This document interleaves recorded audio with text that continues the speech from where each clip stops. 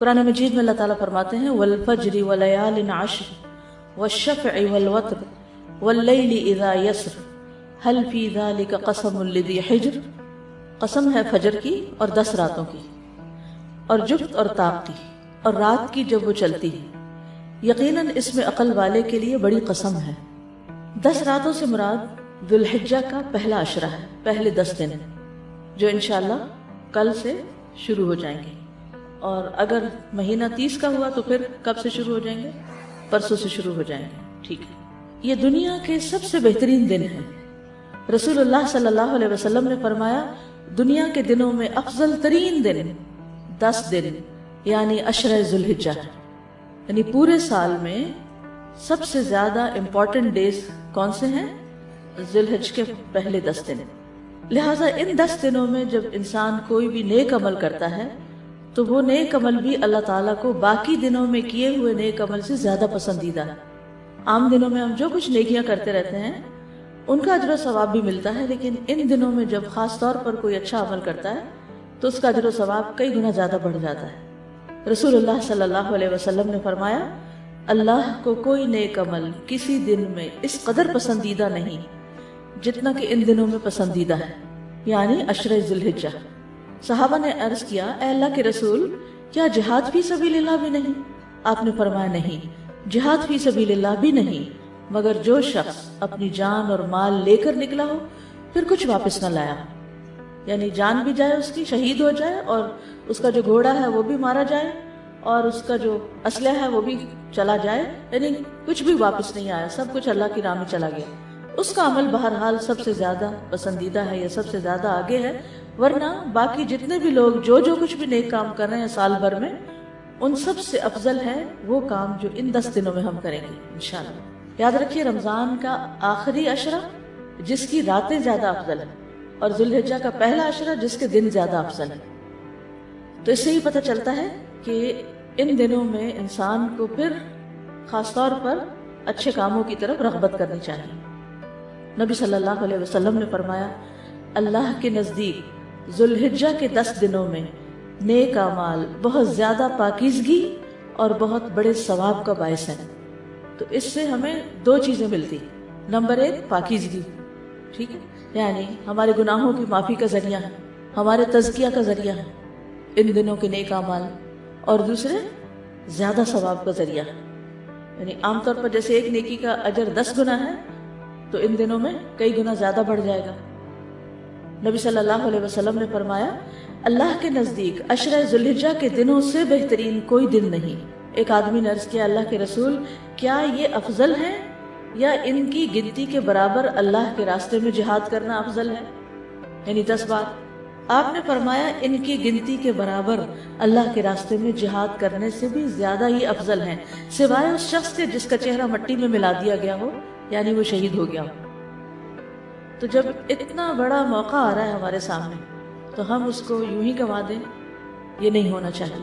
ہمیں نہیں معلوم کہ اگلے سال ہماری زندگی میں یہ دن آتے بھی ہیں یا نہیں، ہم اس سے پہلے ہی نہ دنیا سے چلے جائیں۔ اس لیے بہت ضروری ہے کہ ان 10 دنوں کی پلاننگ کریں کہ ہم نے کیا کیا کرنا ہے۔ صرف وہ کام کافی نہیں جو ہم ہر روز نیکی کے کام کرتے رہتے ہیں، مثلا جو روٹین میں نوافل پڑھ رہے ہیں یا صدقہ خیرات کر رہے ہیں، یا اور نہیں، مزید بھی کرنا ہے۔ صحابہ ان دنوں میں انتھک محنت کیا کرتے تھے۔ سعید بن جبیر ذوالحجہ کے 10 دن داخل ہونے کے بعد عبادت میں بہت زیادہ کوشش کرتے تھے، حتیٰ کہ وہ اتنی محنت کرتے کہ لگتا کہ وہ اس کی قدرت نہیں رکھتے، یعنی اپنے آپ کو اتنا تھکا دیتے کہ لگتا کہ بس اب اس سے زیادہ کچھ کر نہیں سکتے، آخری درجے تک۔ اب نیک اعمال میں سے افضل عمل جو ان دنوں کے لیے پسندیدہ ہے وہ اللہ کا ذکر ہے۔ نبی صلی اللہ علیہ وسلم نے فرمایا کوئی دن اللہ کے ہاں ان 10 دنوں سے زیادہ عظمت والا نہیں ہے، اور نہ ہی کسی دن کا عمل اللہ تعالیٰ کو ان 10 دنوں کے عمل سے محبوب ہے، یعنی نہ دن ان دنوں سے افضل ہے اور کوئی اور عمل اس سے افضل نہیں۔ بس تم ان 10 دنوں میں کثرت سے لا الہ الا اللہ، اللہ اکبر اور الحمدللہ پڑھو، یعنی تحلیل، تکبیر اور تحمید۔ اب اس کے لیے یہ جو کلمہ نا سبحان اللہ والحمدللہ ولا الہ الا اللہ واللہ اکبر، یہ ان تینوں کلمات کا مجموعہ ہے، اور اس میں سبحان اللہ کا اضافہ بھی ہے۔ آتا ہے آپ کو یہ؟ پڑھیے ذرا۔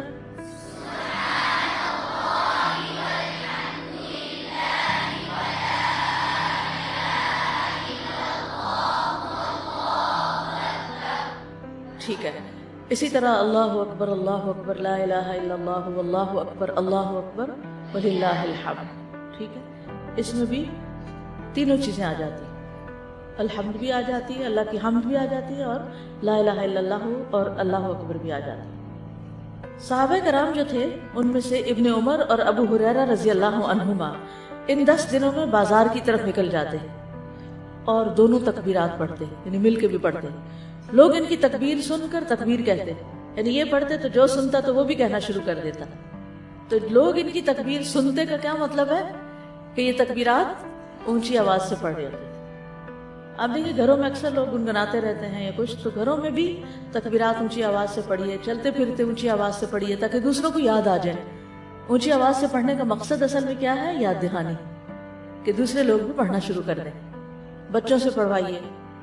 اسی طرح کلاس روم میں جیسے صبح آئے ہیں آپ, کلاس شروع ہونے سے پہلے تکبیرات پڑھ لیجیے, پھر ہر کلاس ختم ہونے کے بعد اس سے پہلے تو وہ لگا دی جاتی ہیں, تو ہم کہتے ہیں تکبیرات لگا دیں. تو اب آپ سے ریکویسٹ ہے کہ تکبیرات پڑھیں, لگا نہیں دیں بلکہ پڑھیں, خود پڑھیں. ٹھیک ہے, سننے سے بھی ریمائنڈر ہوتا ہے لیکن خود پڑھنا بھی ضروری ہے, تو خود پڑھیں. تو آپ سب لوگ اس کی پابندی کریں گے. اگر ٹیچر بھول جائے تو آپ یاد کرا دیں گے.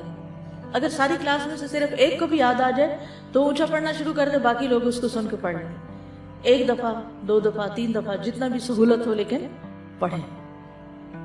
پھر اسی طرح محمد بن علی جو تھے, ان صحیح بخاری میں آتا ہے کہ وہ نفل نمازوں کے بعد بھی تکبیر کہتے تھے. یعنی نفل نماز پڑھ کے, جیسے تہجد کے پڑھے یا چاشت اشراق کے پڑھے یا پھر اس کے علاوہ, تو وہ نفل پڑھ کے بھی تکبیر پڑھتے تھے. اسی طرح عورتیں بھی تکبیرات پڑھتی تھیں.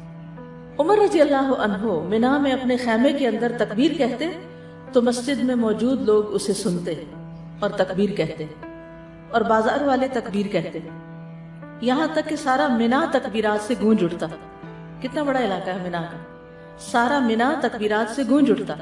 اب تو خیر سپیکرز ہیں, اس وقت لوگوں کی اپنی آوازوں سے سارا منا گونج اٹھتا.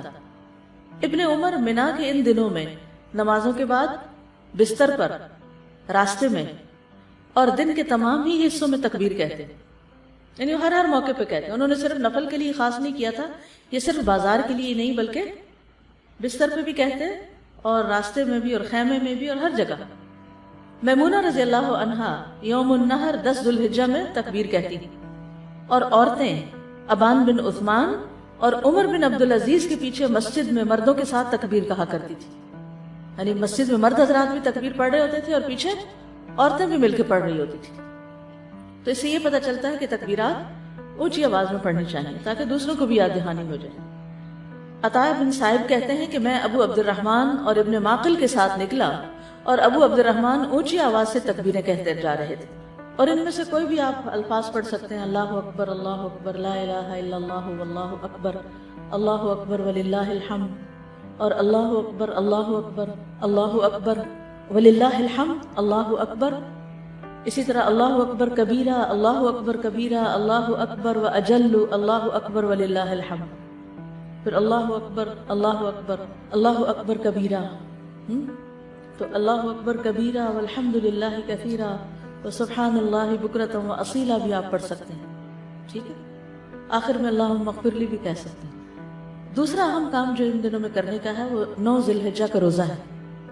اس روزے کی خاص فضیلت ہے جس سے انسان کے گناہ معاف ہوتے ہیں, اور یہ دن 1 سال گزرے ہوئے اور 1 سال آنے والے گناہوں کا کفارہ بنتا ہے. لیکن اس کے علاوہ بھی آپ باقی دنوں میں روزے رکھ سکتے ہیں, خاص طور پر جن کے رمضان کے روزے رہتے ہوں وہ ان دنوں میں قضا کر لیں. جو شوال میں نہیں کر سکے, ذوالقعدہ میں نہیں کر سکے, اب ذوالحجہ میں کر لیں. اجر کا اجر ہے اور اپنے فرض کی ادائیگی بھی ہو جائے گی. شوال کے روزے تو الگ الگ رکھنے پڑتے ہیں, لیکن یہ آپ ملا کے بھی رکھ سکتے ہیں کیونکہ ان پہلے 8 دنوں کے روزے کو مخصوص نہیں ہے, یہ ہم نفلی روزے ثواب کی خاطر رکھتے ہیں, لیکن اگر قضا رکھ لیں تو بہت اچھا ہے. پھر اسی طرح یہ دن حاجیوں اور غیر حاجیوں کی معافی کا دن ہے. کون سا دن؟ 9 ذی الحجہ کا دن. صحیح ترغیب کی حدیث ہے, نبی صلی اللہ علیہ وسلم نے فرمایا, تمہارا دوپہر کے بعد عرفات میں کھڑے ہونا تو اللہ تعالیٰ آسمان دنیا پر نازل ہوتا ہے اور فرشتوں سے تم پر فخر کرتا ہے, فرماتا ہے کہ میرے بندے میرے پاس کھلے اور گہرے راستے سے پراگندہ حالت میں آئے ہیں, یعنی تھک تھکا کے آئے ہیں, جو میری رحمت و جنت کے امیدوار ہیں. بس اگر تمہارے گناہ ریت کے ذروں یا بارش کے قطروں یا سمندر کی جھاگ برابر بھی ہوں تو میں انہیں بخش دوں گا۔ میرے بندو لوٹ جاؤ، تم بخشے بخشائے ہو۔ اور ان کی بھی مغفرت ہے جن کی تم نے سفارش کی، یعنی جو لوگ حج پہ گئے ہوئے ہیں اگر وہ آپ کے لیے دعا کریں تو وہاں نہ صرف یہ کہ ان کی بخشش ہوگی بلکہ باقی لوگوں کی بھی بخشش ہوگی، اور خصوصاً آگ سے رہائی کا دن ہے۔ حضرت عائشہ کہتی ہے کہ رسول اللہ صلی اللہ علیہ وسلم نے فرمایا، اللہ سبحانہ و تعالی عرفہ کے دن سے زیادہ کسی دن اپنے بندوں کو دوزخ سے آزاد نہیں کرتا، اور اللہ اپنے بندوں کے قریب ہوتا ہے، پھر فرشتوں کے سامنے اپنے بندوں پر فخر فرماتے ہوئے فرماتا ہے کہ یہ سارے بندے کس ارادے سے آئے ہیں۔ حالانکہ اللہ تعالیٰ کو خود بھی پتہ ہے، لیکن اللہ تعالیٰ خوش ہو کے ایک طرح سے پوچھتے ہیں کہ یہ کیوں آئے ہیں۔ فرشتوں کی گواہی بھی شامل ہو جاتی کہ یہ سب اللہ کی بخشش حاصل کرنے کے لیے آئے۔ اور پھر ساری فضیلتیں 9 ذی الحجہ پہ ختم نہیں ہو جاتی، بلکہ 10 ذی الحجہ جو ہے، جو عید کا دن ہے، وہ بھی بڑی فضیلت والا دن ہے، اور اس دن جو بہت اہم کام کیا جاتا ہے وہ کیا ہے؟ قربانی۔ تو مجھے امید ہے کہ آپ سب نے قربانیوں کا بندوبست کر لیا ہوگا۔ اگر ہر شخص الگ الگ نہیں کر سکتا تو مل کے بھی، اکٹھے ہو کے بھی قربانی کر سکتے، کیونکہ جان کا صدقہ تو کبھی بھی کیا جا سکتا ہے۔ تو عام دنوں میں کرنے کے بجائے ان دنوں میں انسان کر لے، ان دنوں پہ پیسے جمع کرا لے، خاص طور پر غریبوں تک جو پہنچایا جاتا ہے گوشت، اس میں انسان اپنا حصہ ڈالے۔ کہ کچھ لوگ محنت پہ لگے ہوئے ہیں، وہ دور دراز علاقوں میں قربانی کے جانور پہنچاتے ہیں، گوشت پہنچاتے ہیں، تو ہم خود تو وہاں تک پہنچ نہیں سکتے۔ اگر ہر شخص یہ کام کرنے لگے تو ناممکن ہے، کیونکہ جانوروں کی ٹرانسپورٹیشن یا خود ایون سفر کر کے وہاں جانا، یہ سب کچھ بڑی مشکل کام ہے۔ لیکن اگر اس کے لیے ہم پیسے جمع کروا دیں تو جو لوگ کر رہے ہیں وہ ہمارے حصے کا بھی کام کر دیں گے۔ تو مجھے امید ہے کہ آپ سب نے الہدا کا قربانی پروجیکٹ جو ہے اس کے بارے میں سن رکھا ہوگا۔ چلیے اب تک ذرا پڑھیے، اللہ اکبر کبیرہ